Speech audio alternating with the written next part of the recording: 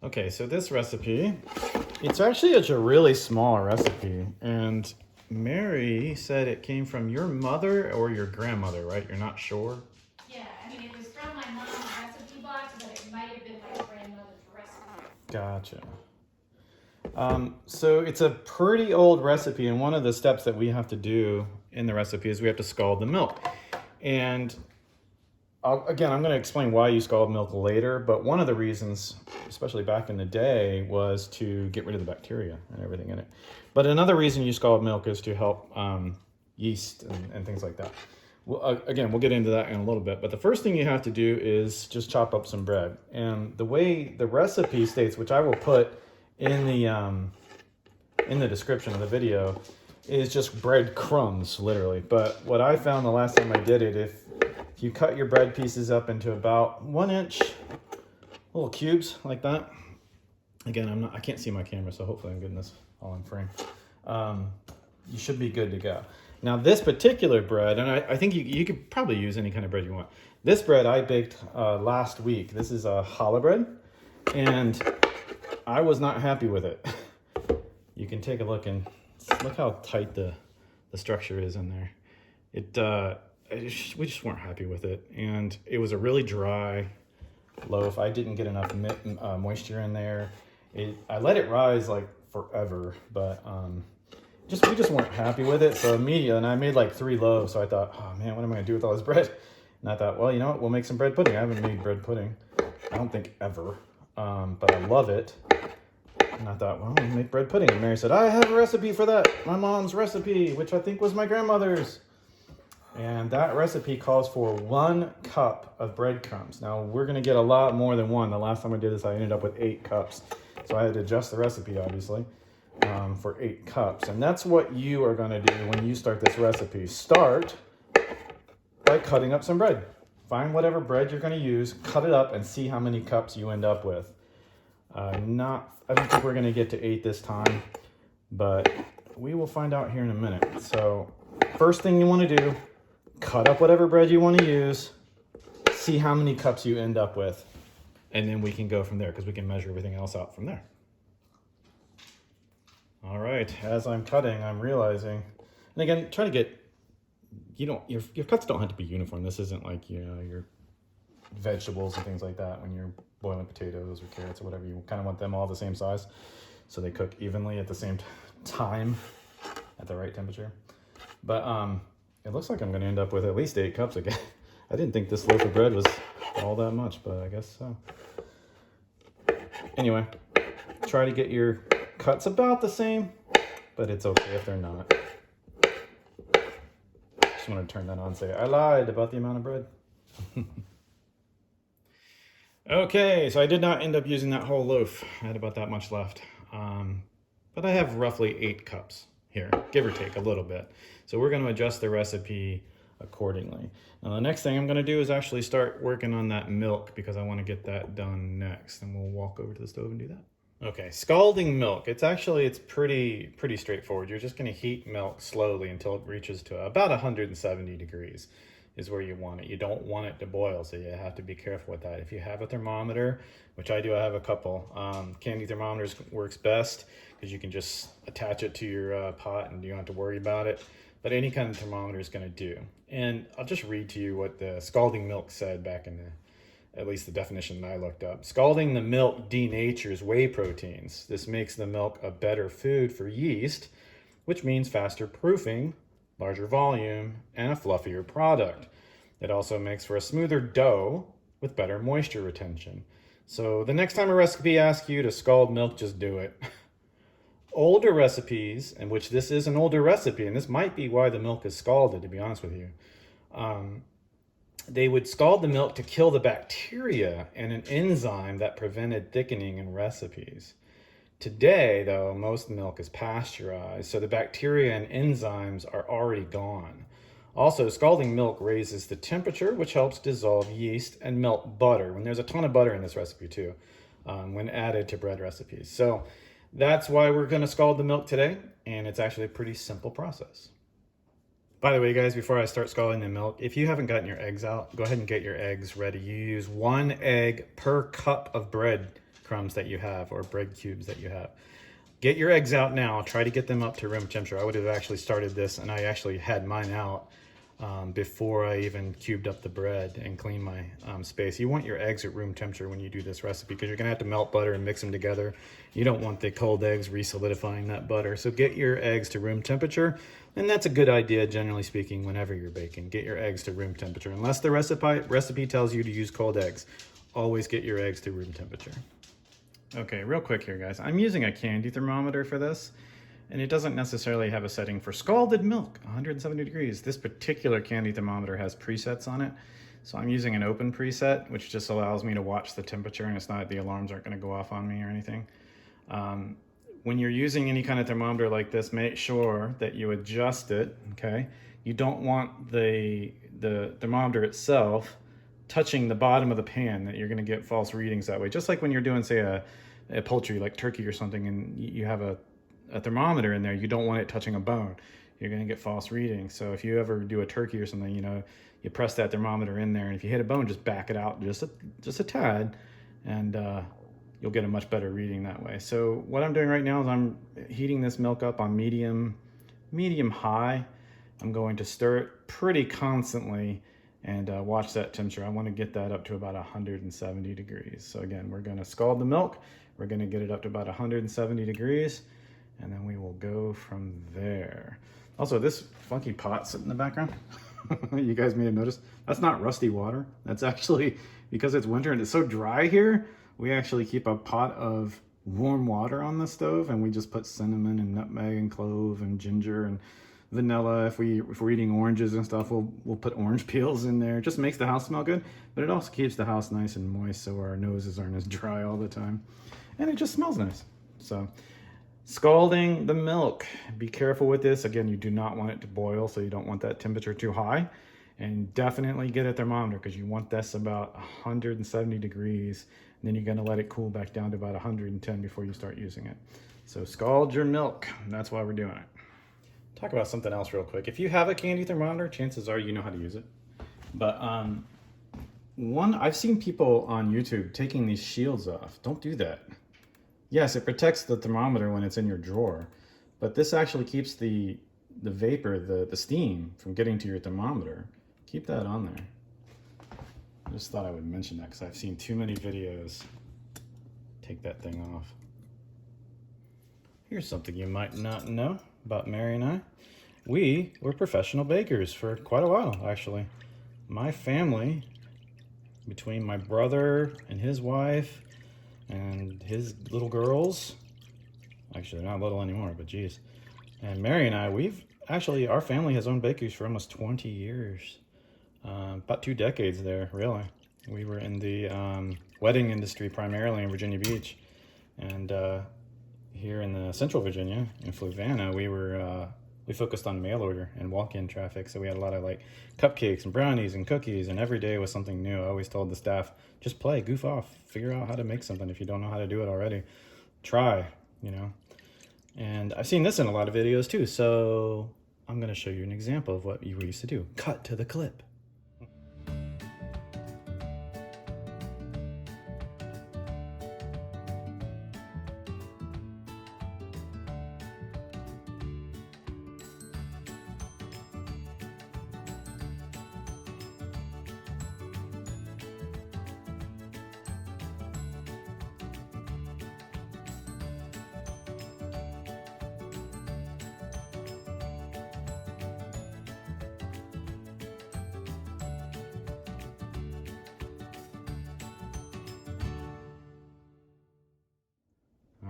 We have hit 170 degrees. I went just a little over, but as soon as you've done that, get to 170 degrees, remove it from the heat. You remember, you're going to be stirring constantly. Again, you do not want this to boil. And now we're going to let it cool back down to about 110 degrees. But now we're going to move over to the other parts of the recipe. Okay, once you've scalded your milk and you're letting that cool down and you have your eggs warming up to room temperature, the next thing you want to do is you want to combine your sugar and your salt. Now, the original recipe calls for, it just said sugar, but I substituted brown sugar in the last version of this and it was amazing, so I'm going to do that again.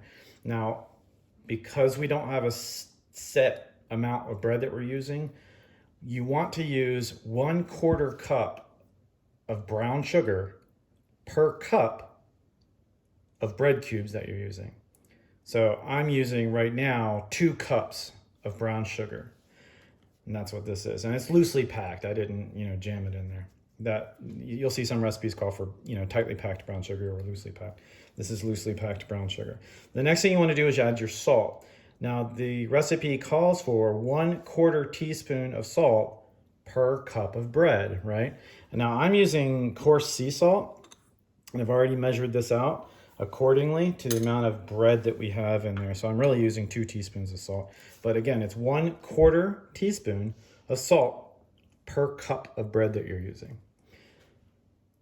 Once you've added your sugar and your salt, then you want to add vanilla. And again, now the recipe calls for 1/2 teaspoon of vanilla per cup of bread, right? So I'm using 4 teaspoons of vanilla. And make sure you use decent vanilla. Don't use a vanilla imitation. Find a decent vanilla. It's worth paying for it, or just make your own. I think I'm going to do a video on making your own vanilla here soon.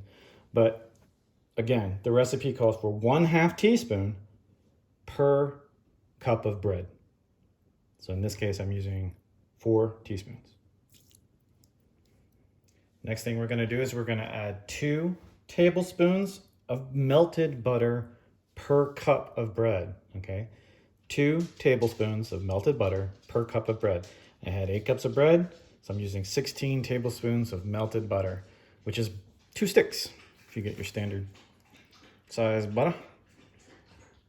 2 sticks. I didn't talk about earlier what type of milk I was using either. I'm using whole milk in this recipe because whole milk. Next thing we're going to add is our cinnamon, and we're using 1/4 teaspoon per cup of bread. So I have 2 teaspoons of cinnamon here that I'm using. By the way, if you guys have a Restaurant Depot, which you may or may not around you, and you can get in there maybe on a guest pass, ooh, get their cinnamon. You save so much money. These are huge. I think you might be able to get that size at Costco, I'm not sure. So again, that's 1/4 teaspoon of cinnamon per cup of bread that you're using. And in this case, we're using 8 cups of bread, so it's 2 teaspoons. Next, we're gonna add our eggs, and hopefully they're room temperature by now. Mine are still a little cold, but not too bad. We are adding basically 1 egg per cup of breadcrumbs that you have. So I have 8 cups, so I've got 8 eggs here. Make sure that they are beaten. Add that to your recipe or your bowl there. And then we'll move on to the next step. Okay, the next step is we're gonna add our milk here in a second, but I'm gonna give this a good little stir. Make sure that I have my sugar, my salt, my vanilla, butter, and eggs mixed up in here. And then we're gonna be adding our milk. Remember I told you wanted to get that down to about 110 degrees before you go and use it. And that's practically where we are now. You're gonna add your milk slowly, and I'm gonna show you that and why you do that in a minute. You don't wanna boil the eggs. You don't wanna cook the eggs that are right here. Not yet, we'll be baking those. So you wanna make sure that you add your scalded milk slowly to this mixture that you've got going right now. Now, one thing I did in the last recipe, which I'm not doing this time, is I added maple syrup to it as well. I didn't add a lot. I added like a tablespoon. So I guess that would be about, what, 1/4 tablespoon per cup of bread or something like that. It doesn't sound like a lot, but it actually did make a bit of a difference. If you want to add something like maple syrup or something like that for your inner recipe, go ahead. All right, the next thing we're gonna do is we're gonna add that scalded milk. And again, remember, you're gonna do this slowly, stirring constantly. You don't wanna cook these eggs in here. You don't wanna end up with a custard and scramble these things by accident. So add your scalded milk. And then from here, we're gonna end up adding our breadcrumbs, our raisins. If you like raisins, you can omit the raisins if you don't. I'm also using sour dried cherries in this recipe too. Which the original recipe did not call for that, but Hopefully I'm not making too much noise and you guys can actually hear us. I've got Mary helping me. Just my 2 cents, it already smells amazing in here and we're not even baking yet. Yeah. This is a huge bowl that I'm using and a giant whisk, but if you don't have something like this, obviously don't make 8 cups worth of breadcrumbs.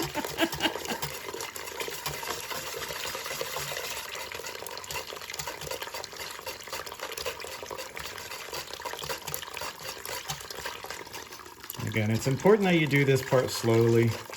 At this point, we've heated up the mixture enough that I don't think we're gonna boil or cook any eggs that are in here.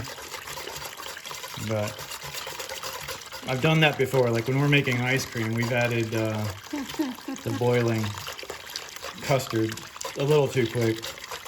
The boiling milk. And you're like, oh hey, look, we're making egg ice cream. Yeah, we cook the eggs. Scrambled egg ice creams. Nobody wants that. We tried to make it still. It was just gross. All right, now the fun part. We get to add our breadcrumbs. There's our 8 cups of breadcrumbs. Oops, splasher there. And then we're gonna add our raisins and whatever other dried fruit you might want to put in here. I'll talk about the measurements on that here in just a second. Okay, the next thing you want to do is you want to add your raisins and any other dried fruit that you might want in there. And what you want is, what did I say, half a cup? Mm-hmm. Yeah, you want half a cup per cup of breadcrumbs. So we're using 8 cups of bread. We're using 4 cups of a mixture of golden raisins and dried cherries.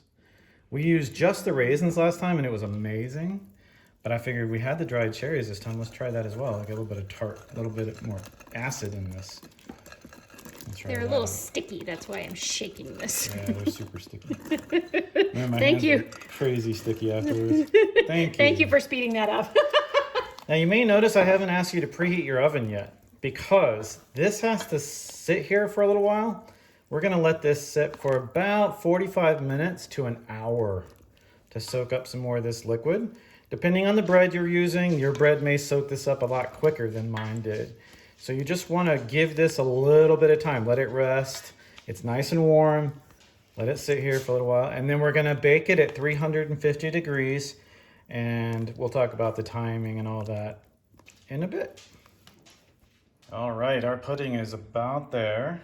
Well, at least the dredge at the beginning. We haven't baked it yet, obviously. But we're getting there. It's been about half hour for my bread and it's starting to look pretty good.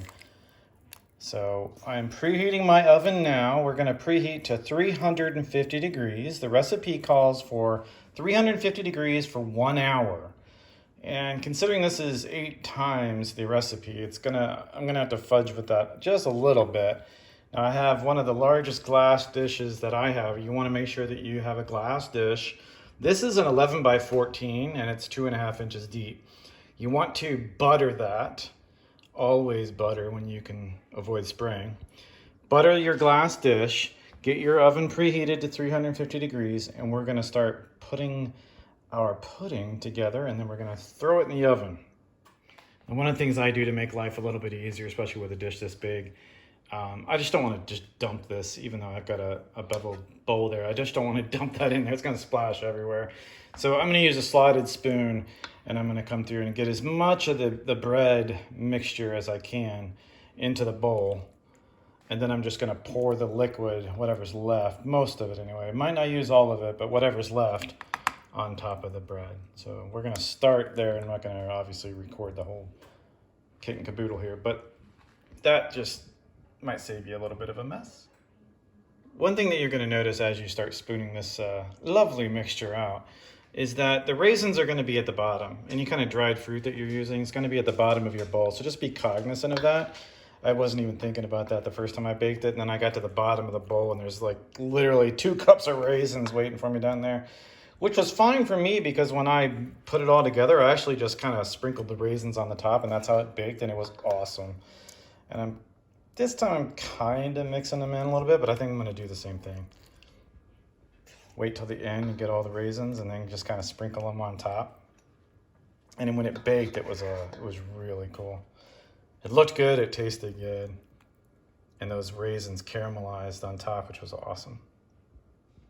All right, now once you have most of it spooned out, you're going to be pouring the liquid back on top.